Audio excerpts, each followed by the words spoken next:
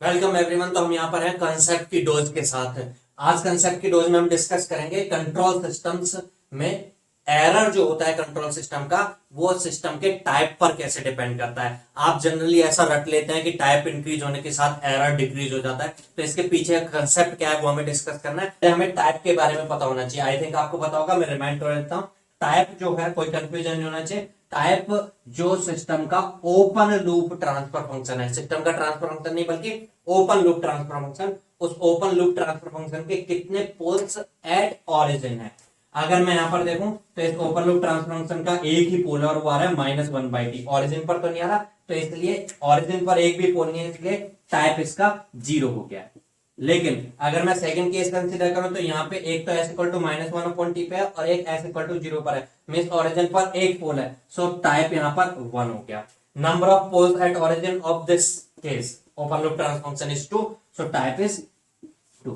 Type I think clear होता होगा। अच्छा, अब ये तो टाइप हमें समझ में आ गया। अब एरर कैसे कैलकुलेट करता है। एरर डिपेंड करता है कि सिस्टम में इनपुट कौन सा अप्लाई कर रहे हैं। टाइप पर तो डिपेंड करता ही करता है, इनपुट पर भी डिपेंड करता है। इनपुट हम unit step input, parabolic input और रैंप इनपुट, ये तीनों तरह के इनपुट्स देखते हैं। तो इन तीनों के केस में एरर कैसे कैलकुलेट करना है। तीन तरह के एरर कोएफिशिएंट्स आप पढ़ते होंगे, केपी, केवी और के। Position error coefficient, velocity error coefficient and acceleration error coefficient. जैसे ही स्टेप इनपुट की बात आ जाए तो हमारे माइंड में इनमें से आना चाहिए केपी।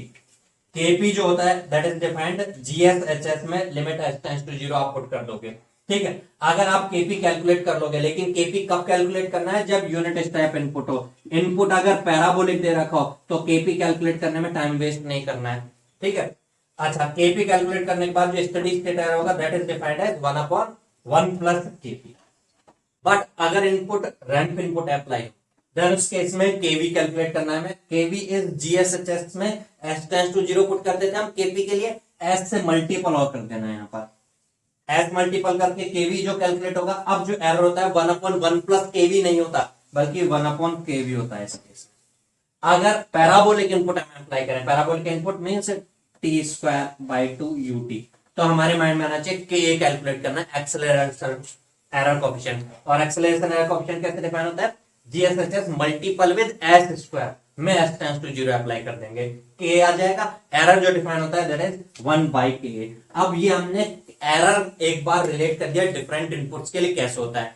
टाइप भी हमने समझ लिया है। अब हम इस चीज को समझते हैं टाइप के साथ एरर पर क्या फर्क पड़ेगा। टाइप अगर 0 से बढ़ के 1 हो रही है, 1 से 2 हो रही है, तो एरर्स इंक्रीज होंगे या डिक्रीज होंगे। वैसे तो आप रट के रखते हैं डिक्रीज होता है, क्यों डिक्रीज होता है वो हम समझते हैं। तो चलिए आगे बढ़ते हैं। चलिए, तो हम सबसे पहले देख रहे हैं यूनिट स्टेप इनपुट के लिए। अच्छा, हम देखना चाह रहे हैं कि अलग अलग टाइप के साथ इस इनपुट के लिए एरर कैसे चेंज होगा। तो हम सबसे पहले कंसीडर कर रहे हैं, अगर हमारा open loop transfer function system का ऐसा होता, तो आप कह सकते हो ओरिजिन पर एक भी पोल नहीं है, इसलिए इसका टाइप 0 है। अब इस टाइप 0 सिस्टम के लिए, क्योंकि यूनिट स्टेप इनपुट है, इसलिए केपी आएगा हमारे माइंड में। केपी कैलकुलेट करोगे, एस टेंड्स टू 0 पुट करोगे, के वैल्यू बन रहा है। एरर जो होता था केपी से ऐसे रिलेट होता था, तो हो जाएगा 1/1 प्लस के। ये जो वैल्यू आ रही है के की, कुछ वैल्यू होगी उस पर डिपेंड कर रही हो कि, मतलब ये 0 तो नहीं आ रही को, और इनफाइनाइट भी नहीं आ रही, क्योंकि कोएफिशिएंट कुछ फाइनाइट वैल्यू होगा। तो आप कह सकते हो 1/1 प्लस के, कुछ नॉन जीरो फाइनाइट वैल्यू आ जाएगी।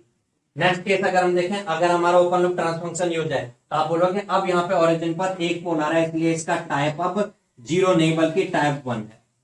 अगर केपी कैलकुलेट करें, क्योंकि यूनिट स्टेप इनपुट है, इसलिए केपी के अलावा और कुछ कैलकुलेट करने के माइंड में आने ही नहीं चाहिए।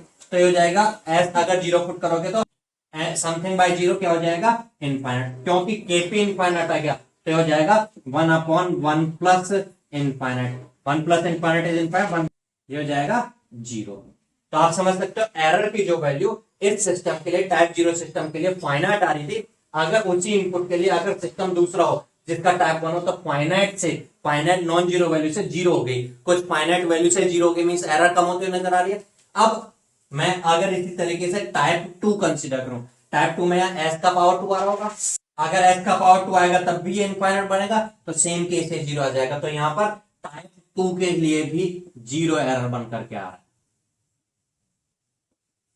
ये क्लियर होता होगा। अब हम ये कह सकते हैं टाइप जब 0 से 1 हो रहा है तो एरर कम हो रही है। अब एरर 0 की, तो 0 से कम तो एरर हो नहीं सकती ना, नेगेटिव एरर थोड़ी आ सकती है। तो टाइप 2 के लिए तो 0 मेंटेन है। हाँ, कुछ अगर नॉन जीरो वैल्यू है तो वो 0 में चेंज होकर क्या जा रही है, मीन्स कम हो जा रही है। अब किसी और इनपुट के लिए और आपके माइंड में आ सकता है यूनिट स्टेप क्यों, अगर दूसरा इनपुट हो तो आप रैंप के लिए, पैराबोलिक के लिए भी हम देख लेते हैं। रैंप और पैराबोलिक के लिए क्या कैलकुलेट करेंगे हम, केवी और के कैलकुलेट करेंगे रेस्पेक्टिवली। चलिए तो देखते हैं।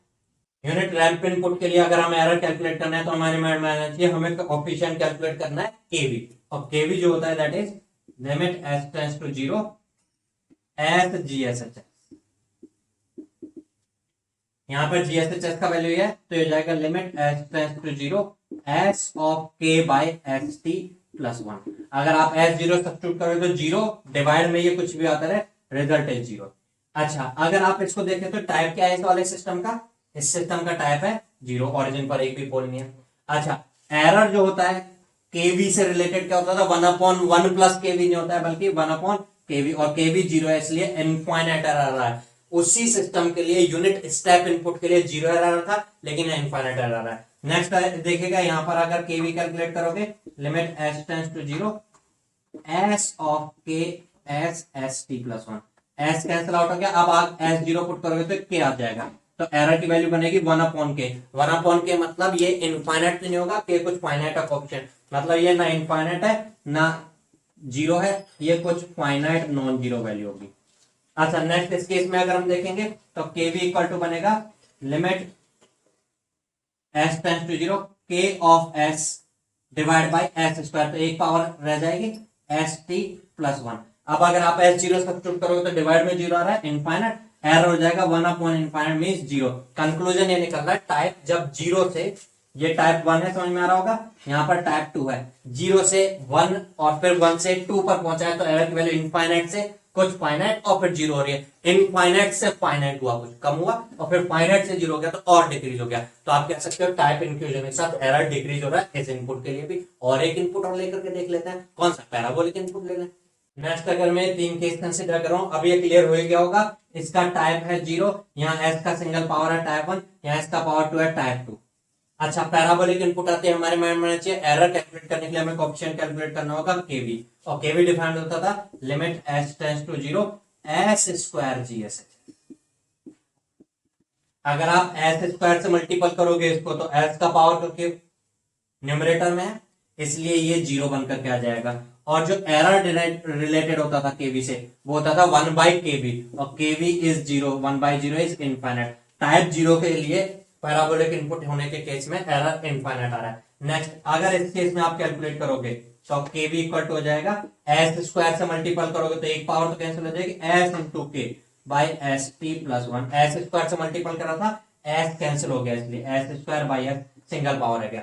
अब आप एस 0 सब्स्टिट्यूट करोगे यहाँ पर तो ये बनकर के आ जाएगा 0 डिवाइड बाय एनीथिंग इज 0, क्योंकि केवी 0 आ रहा है इसलिए एरर अगेन इस केस में कहोगे 1/0 इनफाइनाइट, एरर कम नहीं हो, इनफाइनाइट है तो इनफाइनाइट रह रहा है। नेक्स्ट इस केस में देखिएगा केवी कैलकुलेट करोगे limit S tends to 0 S square multiply by this तो कैंसिल आउट हो जाएगा S square by K by S T plus 1, S 0 substitute करोगे बन क्या रहा है के, एरर की वैल्यू आएगी 1/के मींस कुछ फाइनाइट वैल्यू।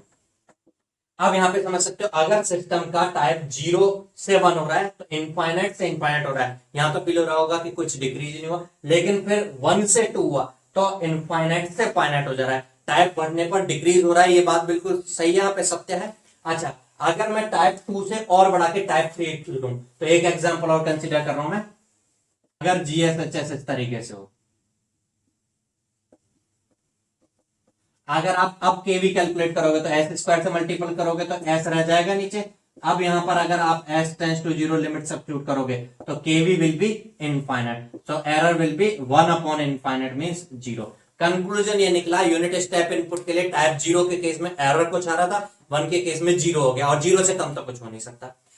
अगर यूनिट रैंप इनपुट ले लेंगे आप, टाइप 0 के केस में एरर इनफाइनाइट रहा था, टाइप 1 के केस में कम होकर के कुछ फाइनाइट हुआ, टाइप 2 के केस में 0 हो गया। अगर हम पैराबोलिक इनपुट ले रहे हैं, टाइप 0 के केस में एरर कुछ इनफाइनाइट आ रहा है, टाइप 1 के केस में इनफाइनाइट से कम होकर के इनफाइनाइट हुआ, लेकिन इनफाइनाइट में से कुछ कम होकर के कुछ फर्क नहीं पड़ता, रिजल्ट इनफाइनाइट होता है, इसलिए अगर कोई ये बोले कि कम हो गया है तो गलत नहीं है भाई, इनफाइनाइट में से 5 कम हो गया ऐसा कह सकता हूं मैं, रहेगा तो इनफाइनाइट ही, तो इनफाइनाइट में कुछ डिक्रीमेंट होने से कोई फर्क नहीं पड़ता, तो मैं अभी भी सही हूं कि ये डिक्रीज हो रहा है। और टाइप 2 के केस में फिर इनफाइनाइट से कुछ फाइनाइट हो गया, और टाइप 3 के केस में फिर इनफाइनाइट वैल्यू भी कम होकर के 0 होगी। तो क्या ये बिल्कुल सच है, क्या ये कंसेप्ट ट्रू फील हो रहा है यहां पर कि with increase in the type study state error of A control system decreases. तो दोस्तों मिलते हैं आगे किसी अगली कंसेप्ट की डोज के साथ। तब तक के लिए गुड बाय, थैंक यू।